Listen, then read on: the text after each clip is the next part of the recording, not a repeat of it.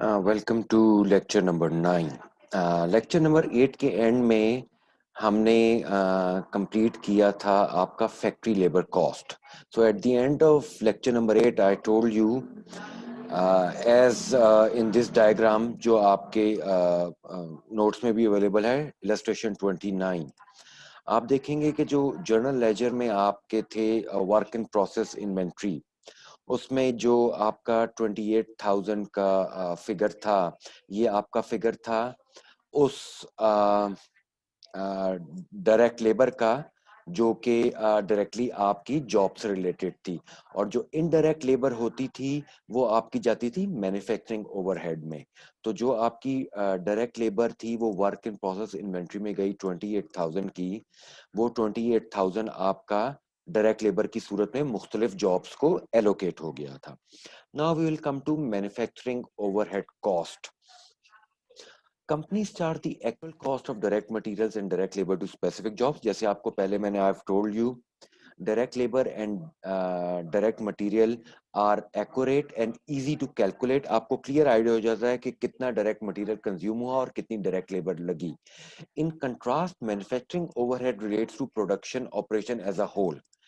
जो आपकी indirect labour और आपकी इनडायरेक्ट मटेरियल है और जो बाकी आपके ओवरहेड्स हैं, वो आप क्लियरली विद कंप्लीट एक्यूरेसी आप कैलकुलेट नहीं कर सकते, क्योंकि वो एज अ होल आपके पूरे उसको लगते हैं प्रोडक्शन प्रोसेस को। As a result, overhead costs cannot be assigned to specific job on the basis of actual cost incurred. Instead, companies assign manufacturing overhead to work in process and to specific jobs on an estimated basis through the use of predetermined overhead rate. अब ये estimated basis through the use of predetermined overhead rate, ये किस लिए होता है ये मैं आपको आगे जाके बताता हूं। पहले हम देखेंगे कि what is the predetermined overhead rate.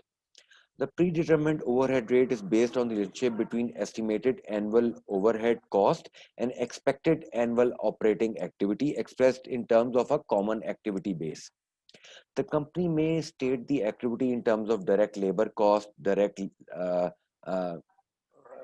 labor hours, machine hours, or any other measure that will provide an equitable basis for applying overhead cost to jobs. अब उसमें होता ही है कि आपकी जॉब्स तो मल्टीपल चल रही होती हैं। अब how do you give overhead to each job, उसके लिए ऑब्वियसली आपको कोई एक कॉमन मेथड चाहिए, कॉमन एक्टिविटी बेस चाहिए। उस एक्टिविटी बेस को आप यूज करते हुए जो आपकी डिफरेंट जॉब्स हैं उनको आप अपना ओवरहेड जो है मैन्युफैक्चरिंग ओवरहेड वो एलोकेट करेंगे। Small companies often use a single company-wide predetermined overhead rate. Large companies often use rates that vary from department to department. The formula for predetermined overhead rate is as follows. जो आपकी estimated annual overhead cost होती है, आप साल के start में कह देते हैं कि हमारी इतनी annual overhead cost होगी, उसको आप डिवाइड करते हैं जो आपकी expected annual operating activity है, उससे आपको मिलता है predetermined overhead rate. Overhead relates to production operations as a whole. To know what the whole is, the logical thing is to wait until the end of 3 years operations. At that time, the company knows all of its cost for the period. As a practical matter, though, managers cannot wait until the end of the year. To price products accurately, they need information about product costs of specific jobs completed during the year. Using a predetermined overhead rate enables a cost to be determined for the job immediately. Illustration 2011 indicates how manufacturing overhead is assigned to work in process. जो आपका actual activity base आप use कर रहे हैं, for example आप machine hours use कर रहे हैं, आप उसको अपने प्री डिटरमिन्ड ओवरहेड रेट से मल्टीप्लाई करेंगे, वो आपको दे देगा जो आपका टोटल मैन्युफैक्चरिंग ओवरहेड वो है, वो आप वर्क इन प्रोसेस में लेके जाएंगे और वर्क इन प्रोसेस से फिर आप डिफरेंट जॉब्स को डिवाइड कर देंगे।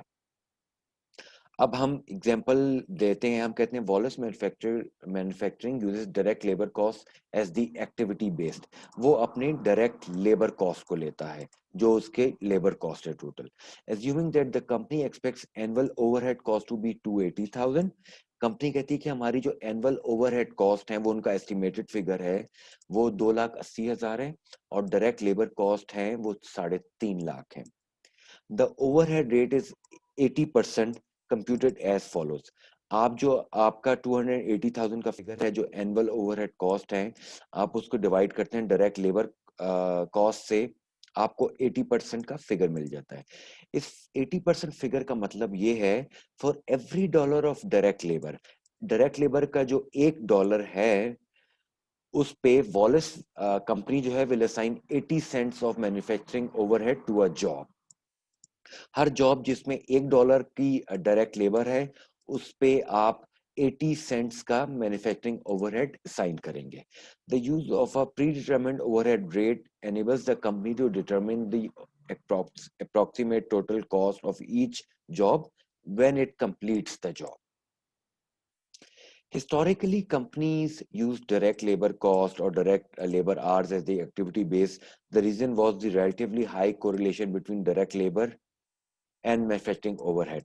Today, more companies are using machine hours as the activity base due to increased reliance on automation in manufacturing operations.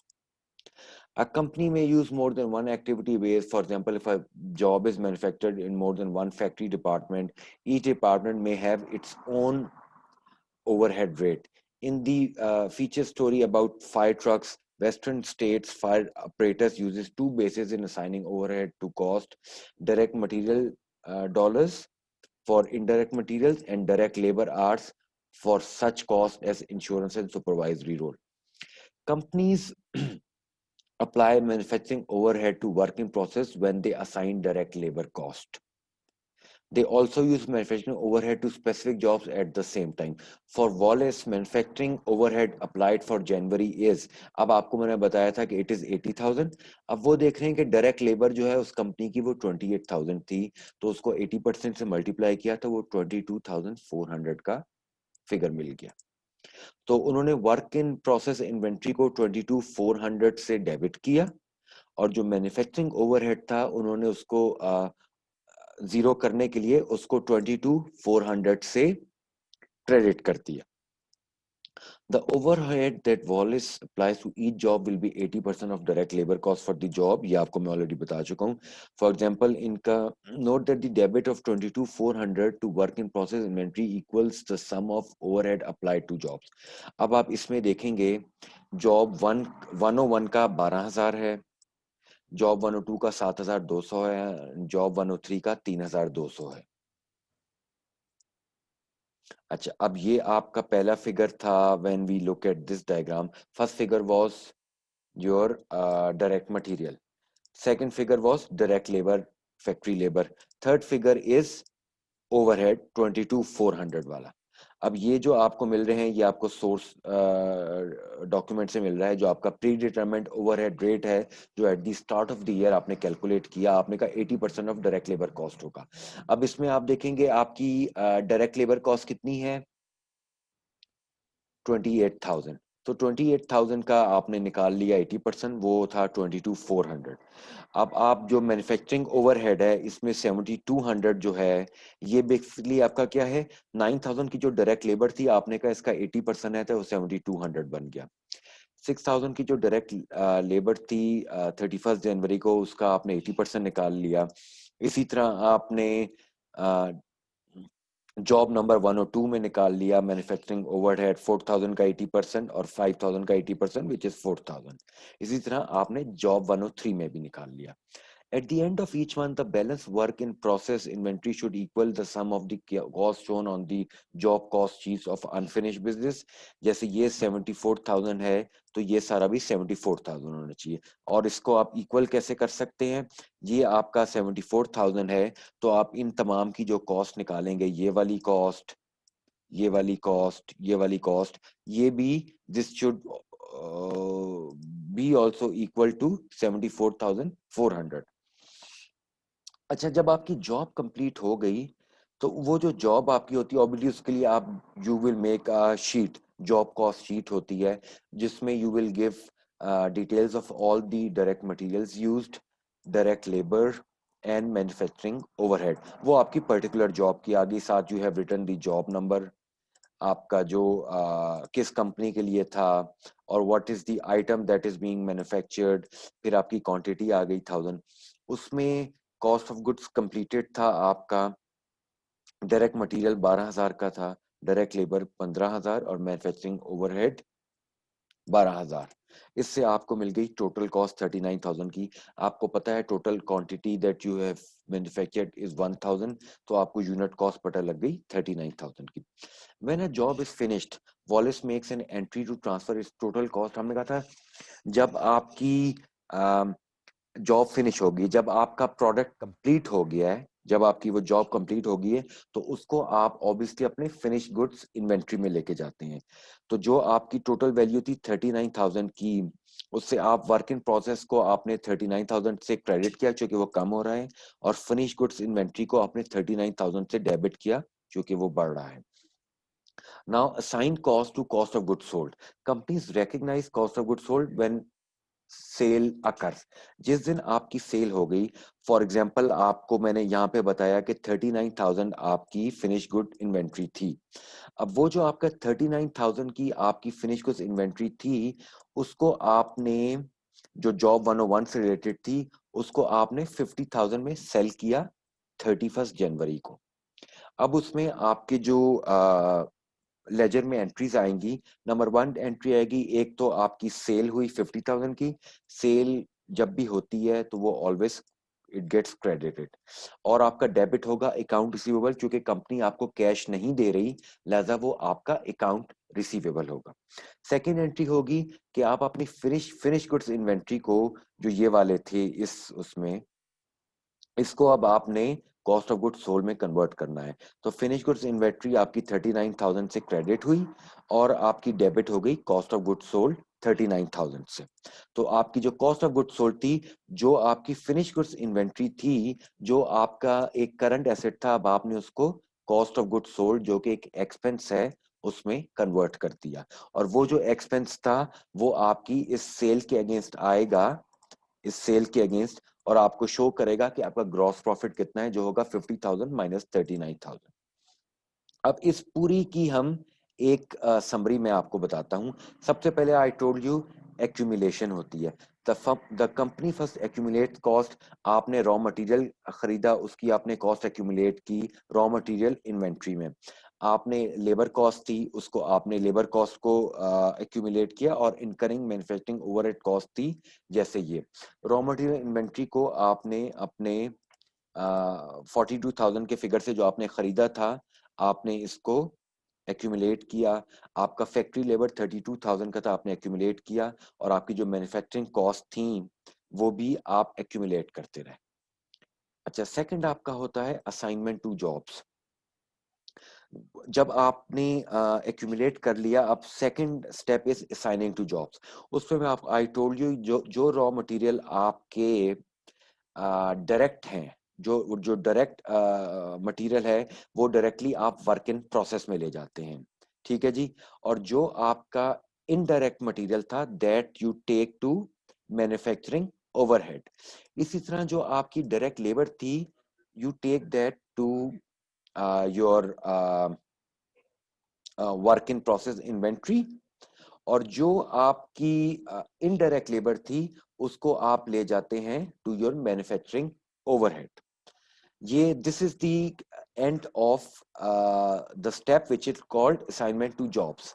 Then as I've told you in the beginning of lecture number 9, when you have to assign overhead to different jobs, so you always use the predetermined level. You don't never use the actual level. Uska reason मैं आपको I'll tell you once I've explained this concept. So आपका आ गया overhead is applied, और जो overhead आप apply करते हैं वो आपका होता है प्री डिटरमिन्ड ओवरहेड रेट। वो जो आपने अप्लाई किया, उससे आपका 22,400 का फिगर आया था। वो वाला फिगर आपका कहाँ पे आया था? वो फिगर आपका आया 22,400 का, इस उसमें ये आपका कैलकुलेट हो गया। उसके बाद जो है आप उसको कंप्लीटेड जब जॉब्स होंगी, तो आप उसको ऑब्वियसली लेके जाएंगे फिनिश गुड्स इन्वेंट्री में, और जब वो जो प्रोडक्ट सेल हो जाएगा तो फिर आप उसको कन्वर्ट करेंगे कॉस्ट ऑफ गुड सोल्ड में. So this is the complete process that is used in job order costing. साथ if you look at this diagram completely, वो आपको स्टेप बाय स्टेप भी बता रहा है कि क्या हो रहा है. और this is the flow of documents है. आपके जो मटेरियल रिक्विजिट फॉर्म्स हैं ये मटेरियल से रिलेटेड हैं, और डायरेक्ट मटेरियल्स में आ गए. आपकी लेबर टाइम टिकट्स जो हैं ये आपकी डायरेक्ट लेबर से है. अच्छा, इसमें जो आपके डायरेक्ट मटेरियल थे वो तो चले गए डायरेक्ट. जो इनडायरेक्ट मटेरियल था वो चला गया प्री डिटरमाइंड ओवरहेड रेट में, जो मैन्युफैक्चरिंग ओवरहेड कॉस्ट से रिलेटेड था. इसी तरह लेबर को भी आपने डिवाइड कर लिया, और आपका प्री डिटरमाइंड ओवरहेड कॉस्ट था. ये तमाम आपको जॉब कॉस्ट शीट बनाने में मदद करती हैं. ये फ्लो ऑफ डॉक्यूमेंट्स है. नाउ अंडर और over applied manufacturing overhead cost. when your manufacturing overhead has a debit balance. अब मैन्युफैक्चरिंग ओवरहेड में डेबिट बैलेंस आपका क्या होता है? वो आपका होता है एक्चुअल कॉस्ट इनकर्ड, और जो अप्लाइड होता है जो आपने प्री डिटरमिन्ड में किया. फॉर एग्जांपल इसमें आप देखेंगे कि आपका जो एक्चुअल कॉस्ट इनकर्ड थी, इसमें आपकी एक्चुअल कॉस्ट इनकर्ड क्या आई थी? That was,